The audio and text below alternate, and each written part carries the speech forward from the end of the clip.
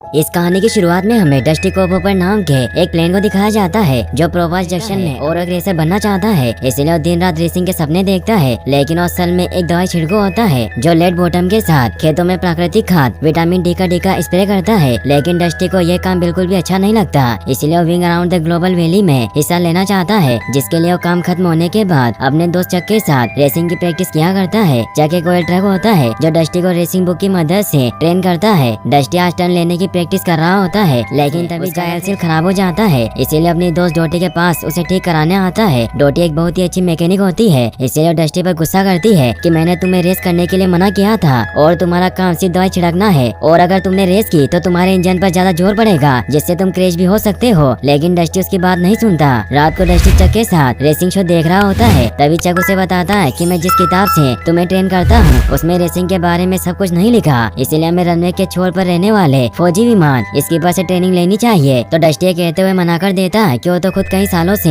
नहीं उड़े हैं, इसीलिए मैं उससे ट्रेनिंग क्यों लूं। तो चक उसे कहता है कि स्पार्की ने मुझे बताया कि वो नेवी में बहुत ही अच्छा फाइटर इंस्ट्रक्टर थे। तो डस्टी भी मान जाता है और वो दोनों स्कीपर के हैंगर के बाहर आ जाते हैं। चक अंदर जाने से डर रहा होता है क्योंकि स्कीपर ने अपने मिशन के दौरान 50 लड़ाकू जहाज मार गिराए थे, इसीलिए वो पीछे जाकर छिप जाता है। स्कीपर बाहर आ जाते हैं तो डस्टी उन्हें कहता है कि मैंने आपके बहुत किस्से सुने हैं और मैं wing around the global race में हिस्सा लेने जा रहा हूँ, इसलिए क्या आप मुझे ट्रेन से मना कर देते हैं और से कहते हैं कि रेसिंग तुम्हारे बस की बात नहीं, जिससे डस्टी उदास हो जाता है। अगले दिन वो चक और डोटी के साथ wing around the global race में हिस्सा लेने के लिए क्वालीफाई राउंड में जाता है, जहाँ बहुत सारे रेसर आए होते हैं। तभी वहाँ रिप स्लिंगर नाम का रेसिंग स्टार भी आ जाता है, जिसे देखकर सभी बहुत खुश होते हैं, मगर वो बहुत घमंडी होता है और खुद ही अपनी तारीफ किया करता था क्योंकि अब तक 3 बार रेस जीत चुका था। फिर क्वालीफाई राउंड स्टार्ट होता है, जिसमें से 5 रेसर को चुना जाएगा जो सबसे कम टाइम में मीनारों के राउंड को पार करेंगे। फिर एक एक करके सभी रेसर उड़ान भरते हैं और जब डस्टी की बारी आती है तो सभी उसका मजाक उड़ाते हैं क्योंकि एक दवाई छिड़को था। लेकिन जब डस्टी उड़ान भरता है तो सभी के होश उड़ जाते हैं, मगर डस्टी 6 पोजीशन पर आता है, इसलिए वो रेस में क्वालीफाई नहीं होता, जिससे वो बहुत उदास हो जाता है और वापस खेतों में दवाई छिड़कने का काम करने लग जाता है। इसके बाद wing around the global race से रोपर नाम का एक ऑफिसर आता है जो डस्टी को बताता है कि तुम रेस में सिलेक्ट हो चुके हो क्योंकि 5वें नंबर पर आए रेसर ने गैर कानूनी फ्यूल का इस्तेमाल किया था, इसलिए उसे डिस्क्वालीफाई कर दिया गया है। सभी से बहुत खुश होते हैं कि डस्टी रेस में हिस्सा लेने वाला है। डस्टी थोड़ा परेशान होता है क्योंकि रेस में उसे बहुत सी मुसीबतों का सामना करना पड़ेगा। तभी स्कीपर भी वहाँ आ जाते हैं और वो डस्टी से कहते हैं कि तुम रेस में हिस्सा मत लो क्योंकि अगर तुम किसी पहाड़ से टकरा गए तो तुम्हारे परछक्के उड़ जाएंगे, और मैं तुम पर नजर रख रहा था, इसीलिए मैंने देखा कि ना तो तुम्हें टर्न लेना आता है ना ही ठीक से उड़ना आता है, इसीलिए तुम रेस को भूल जाओ क्योंकि तुम इसके लिए नहीं बने हो और तुम्हारा काम सिर्फ दवाई छिड़कना है। तो डस्टी से जानता हूँ और मैं बस ये साबित करना चाहता हूँ कि मुझ में अपनी हैसियत से कुछ ज्यादा करने की काबिलियत है, लेकिन आप मेरी बात नहीं समझ सकते। तो स्कीपर भी इससे उसे ट्रेन करने के लिए तैयार हो जाते हैं और सुबह 5 बजे उसे ग्राउंड में आने का कहते हैं। डस्टी से खुश होता है और अगले दिन स्कीपर उसे ट्रेन करने लग जाते हैं और उसे ऊपर आसमान की ऊंचाइयों पर जाने को कहते हैं, मगर डस्टी को ऊंचाई से डर लगता था, इसीलिए जब वो ऊपर जाता है तो उसे चक्कर आने लगते हैं, इसीलिए वापस नीचे आ जाता है। स्कीपर को कुछ समझ नहीं आता तो डस्टी उनसे झूठ बोल देता है कि मेरा फ्यूल खत्म हो गया था। तो स्कीपर उस पर गुस्सा करते हुए कहते हैं कि तुम्हें क्या लगता है कि मैं बेवकूफ हूँ?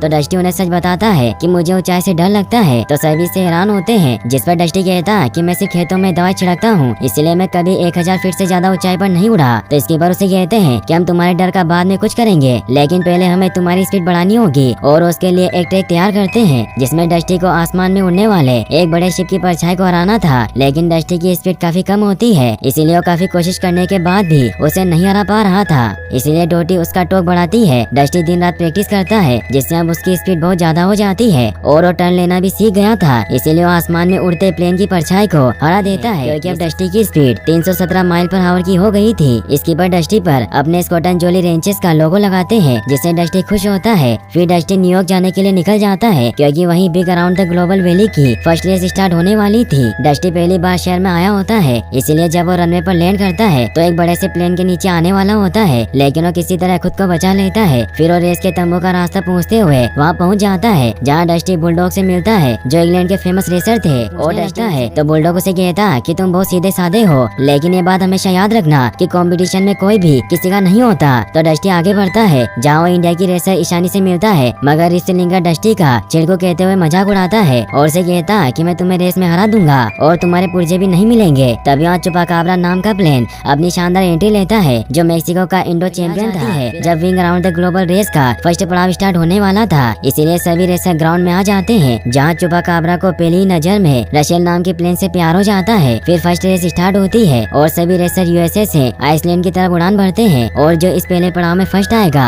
वो अगले पड़ाव में सबसे पहले उड़ान भरेगा। डस्टी लास्ट पोजीशन पर होता है क्योंकि अपने ऊंचाई के डर की वजह से आसमान में नहीं बल्कि समुद्र से कुछ ऊपर उड़ रहा था, जिससे उसे बर्फ और बहुत सारी मुश्किलों का सबसे आखिरी में आइसलैंड पहुंचता है, जिस वजह से रिप्सलिंगर उसका मजाक उड़ाते हैं। अगले दिन नेक्स्ट पड़ाव स्टार्ट होता है जहाँ उन्हें आइसलैंड से जर्मनी जाना था, जहाँ डस्टी भी तेजी से आगे बढ़ रहा होता है। लेकिन तभी बुलडॉग का प्रोपेलर खराब होने की वजह से उसकी आंखों पर आयल गिर जाता है, जिससे उसे कुछ दिखाई न देने की वजह से वो नीचे गिरने लगता है, जिससे डस्टी उसकी मदद करने जाता है क्योंकि बुलडॉग को सेफली रनवे पर लैंड करवा देता है। लेकिन इसे डस्टी आखिरी आता है। बुलडॉग डस्टी को थैंक्स कहता है। तभी रिप्सलिंगर भी वहाँ जाता है और वो डस्टी को ताना मारता है कि अच्छे लोग कभी भी आगे नहीं बढ़ पाते। डस्टी बहुत दुखी हो जाता है और वो भी बाकी रेसर के साथ बार में आ जाता है, जहाँ चुपाकाब्रा उसके पास आता है, जो डस्टी को अपने दिल का हाल बताता है कि रशेल के दिल में मेरे लिए कोई जगह नहीं है। तभी वहाँ फ्रांस नाम की एक हवाई कार आती है जो डस्टी को बताता है कि मैं आपका बहुत बड़ा फैन हूँ और मैं चाहता हूँ कि आप ये रेस जीते। डस्टी भी इससे खुश होता है कि उसके भी फैंस हैं कि आप अब एक रेसर बन चुके हैं, इसलिए आपको अपने पाइप और स्प्रे टैंक को निकाल देना चाहिए। चुपाकाब्रा भी फ्रांस की बात से सहमत होता है तो डस्टी भी मान जाता है और वो अपने स्प्रे पार्ट्स निकलवा लेता है, जिससे अब वो भी बहुत खुश होता है क्योंकि उसे अब हल्का हल्का महसूस हो रहा था। फिर दिखाया जाता है कि रेस का तीसरा चरण स्टार्ट होता है, जिसमें अब डस्टी बहुत स्पीड से आगे बढ़ने लगता है और वो अपनी अच्छाई से सभी जगह फेमस हो जाता है और हर जगह डस्टी लास्ट पोजीशन से 8वें नंबर पर आ जाता है। और अब सारे न्यूज रिपोर्टर डस्टी से क्वेश्चन पूछने लगते हैं और पोपास जंक्शन में भी डस्टी के सभी दोस्त और स्कीपर ये न्यूज देख रहे होते हैं। इन सब की वजह से रिप्सलिंगर डस्टी से जल रहा होता है, इसलिए वो अपने चमचों से कहता है कि मैं उसे रेस किसी भी हालत में जीतने नहीं दूंगा और मैं अपना इतिहास बनाकर रहूंगा। वहीं डस्टी से एक रिपोर्टर पूछता है कि आपने रेस करना किससे सीखा, तो डस्टी उन्हें बताता है कि मेरे कोच स्कीपर ने ही मुझे सब कुछ सिखाया है और वो एक अच्छे गुरु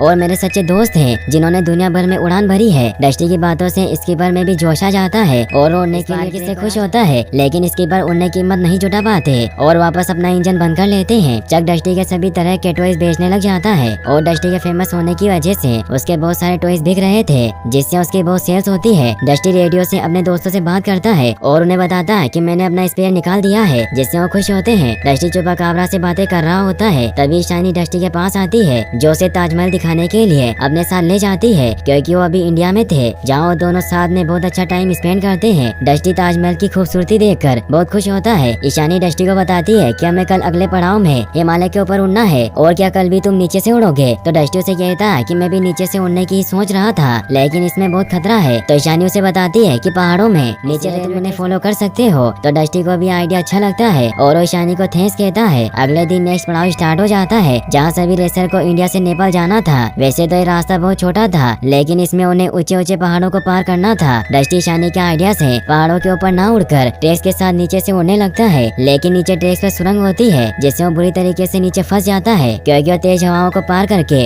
ऊपर नहीं जा सकता था। इसीलिए वो सुरंग के सहारे पहाड़ पार करने लगता है, लेकिन तभी आगे से ट्रेन आने लगती है, जिससे डस्टी बहुत डर जाता है। मगर वो एंड टाइम पर ट्रेन से बचता हुआ सेफली टनल से बाहर निकल जाता है और वो सबसे पहले नेपाल के ट्रैक पर पहुंच जाता है। लेकिन वहाँ के नजारे को देखकर डस्टी को लगता है कि वो मर गया है और लेकिन वहाँ के लोग उसे बताते हैं कि तुम सबसे पहले नंबर पर हो और बाकी के रेसर अभी तक यहाँ नहीं पहुँचे। इससे वो खुश होता है। सभी डस्टी के इस कारनामे से बहुत खुश होते हैं क्योंकि डस्टी ने अपनी जान जोखिम में डालकर टनल पार की थी। डस्टी ईशानी के पास जाता है और ईशानी का नया प्रोपेलर देखकर समझ जाता है कि उसने रिप्सलिंगर के कहने पर उसे गलत रास्ता दिखाया था, इसीलिए उसे कहता है कि इससे मेरी जान जा सकती थी और तुमने ऐसा क्यों किया। तो ईशानी उसे कहती है कि मुझे लगा कि तुम रेस छोड़कर वापस लौट जाओगे, जिस पर डस्टी उसे कहता है कि तुम गलत थी और अब मैं तुम पर भरोसा नहीं कर सकता। फिर अगला पड़ाव स्टार्ट होता है, जहाँ उन्हें नेपाल से चाइना जाना था और अब डस्टी सबसे आगे होता है। डस्टी सबका चहेता बन गया था और अब सभी जगह उसकी चर्चा होती है और उसके बहुत सारे फैंस बन जाते हैं। रिप्सलिंगर को इससे बहुत गुस्सा आता है और वो अपने चमचों से कहता है कि हमें उसका काम तमाम करना होगा।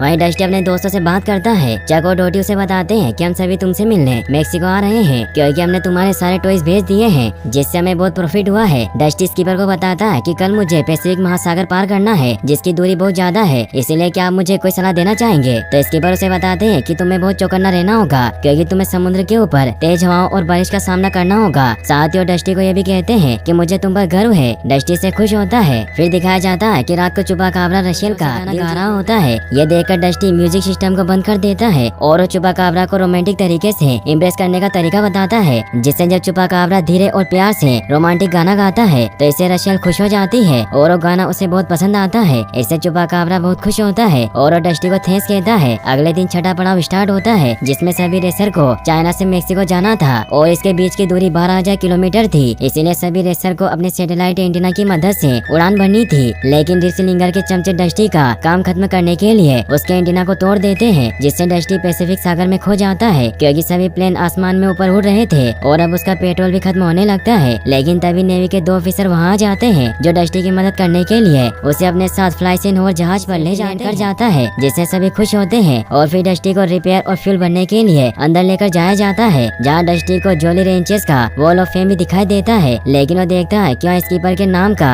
सिर्फ एक ही मिशन होता है, इसलिए स्कीपर से रेडियो पर बात करता है। वो उन्हें बताता है कि मैं जोली रेंचेस के साथ हूँ और मैंने देखा कि आपका यहाँ सिर्फ एक ही मिशन है। तो स्कीपर इस बात को टालने के लिए डस्टी से कहते हैं कि जल्दी तूफान आने वाला है इसलिए तुम्हें वहाँ से निकलना होगा। जिस पर डस्टी उनसे कहता है क्या मुझे सच सच बताइए कि क्या आपने सिर्फ एक ही मिशन किया था। तो स्कीपर उसे कहते हैं कि सच है। तभी नेवी ऑफिसर डस्टी को आकर बताते हैं कि जल्दी तूफान आने वाला है इसलिए तुम्हें जल्दी यहाँ से निकलना होगा। और डस्टी के टेक ऑफ की तैयारी करते हैं और उसे गुलेल से बांधकर तेज स्पीड में उड़ा देते हैं। लेकिन डस्टी इस बात से काफी परेशान होता है कि स्कीपर उससे अभी तक झूठ बोलते रहे और उन्होंने सिर्फ एक ही मिशन किया। तभी सागर में तूफान तेज होने लगता है और डस्टी जैसे समुद्र में गिरने लगता है। वो रेडियो से अपनी लोकेशन बताता है लेकिन वो लहरों की वजह से बुरी तरीके से डूबने की वजह से क्रैश हो जाता है और पानी में डूबने लगता है। नेवी वहाँ पहुँच जाती है और डस्टी को पानी से निकालकर मेक्सिको रेसिंग ट्रैक पर ले आते हैं जहाँ सभी डस्टी का बुरा हाल देखकर बहुत परेशान हो जाते हैं। डोटी डस्टी का चेकअप करती है जिससे उसे पता चलता है कि डस्टी के सभी पार्ट्स बुरी तरीके से खराब हो चुके हैं इसीलिए वो अब नहीं उड़ सकता। डस्टी स्कीपर से काफी गुस्सा होता है इसीलिए अकेले में उनसे बात करता है। स्कीपर डस्टी को पुरानी बातें बताते हैं कि मेरे स्क्वाड्रन में सभी नौसिखिए थे और वो सभी एक से बढ़कर एक थे क्योंकि सभी को मैंने ट्रेन किया था। और एक दिन हम आम पेट्रोलिंग पर निकले थे तभी मेरे साथियों को दुश्मन का एक जहाज दिखाई दिया। इसीलिए जब हम हमला करने के लिए आगे बढ़े तो हमने देखा कि वहाँ दुश्मन के जहाजों का पूरा ग्रुप था और उन सभी उनसे नहीं बच पाए और हम सभी क्रैश हो गए और मेरा पूरा स्क्वाड्रन खत्म हो गया जिससे मैं पूरी तरीके से टूट चुका था। और उस दिन के बाद से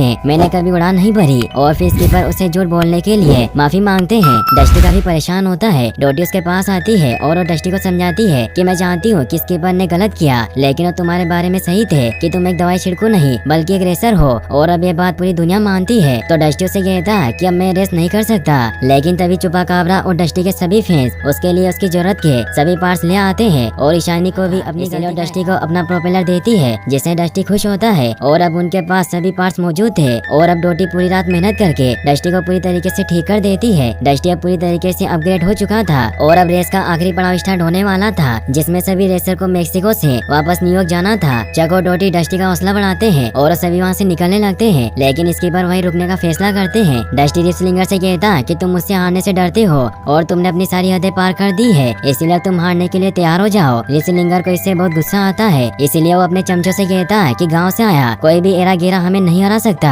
इसलिए हमें उसका काम खत्म करना होगा। इसके बाद भी उनकी बातें सुन लेते हैं। फिर जब रेस स्टार्ट होती है तो सभी प्लेन पहले टेक ऑफ कर लेते हैं लेकिन डस्टी को थोड़ी देर बाद उड़ान भरने दी जाती है क्योंकि डस्टी क्रैश हो गया था। डस्टी फुल स्पीड में आगे जल्दी रेसर को पछाड़ते हुए आगे बढ़ रहा होता है और अब रिसलिंगर के काफी करीब पहुंच जाता है इसलिए रिसलिंगर अपने चमचों के साथ उस पर अटैक करने लगता है। लेकिन तभी स्कीपर वहाँ आ जाते हैं जो डस्टी को उनसे बचा लेता है। डस्टी उन्हें उड़ते हुए देखकर बहुत खुश होता है। स्कीपर रिसलिंगर को डस्टी पर अटैक करने से रोकने लग जाते हैं और डस्टी रिसलिंगर के दोनों चमचों को एक घाटी में फंसा देता है लेकिन रिसलिंगर धोखे से स्कीपर के टेल को तोड़ देता है जिससे वो नीचे गिरने लगते हैं। डस्टी उनके पीछे जाता है तो स्कीपर उसे कहते हैं कि मैं खुद को संभाल लूंगा, तुम रेस पर ध्यान दो। डस्टी फुल स्पीड में आगे बढ़ने लग जाता है। रिसलिंगर डस्टी से काफी आगे होता है और वो डस्टी को पास आता देख फुल स्पीड में आगे बढ़ने लग जाता है लेकिन डस्टी अपनी पावर और ज्यादा नहीं बढ़ा पा रहा था इसलिए स्कीपर की बातें याद करके अपने डर को भुलाकर बादलों से ऊपर उड़ता है जिससे उसे हवा से फुल सपोर्ट मिलता है और वो बहुत ज्यादा स्पीड में आगे बढ़ने लग जाता है। डस्टी को भी ऊंचे आसमान में उड़ने में मजा आता है लेकिन अभी भी रिसलिंगर उससे आगे होता है और अब उसे पूरा विश्वास था कि उसे हराने से कोई नहीं रोक सकता।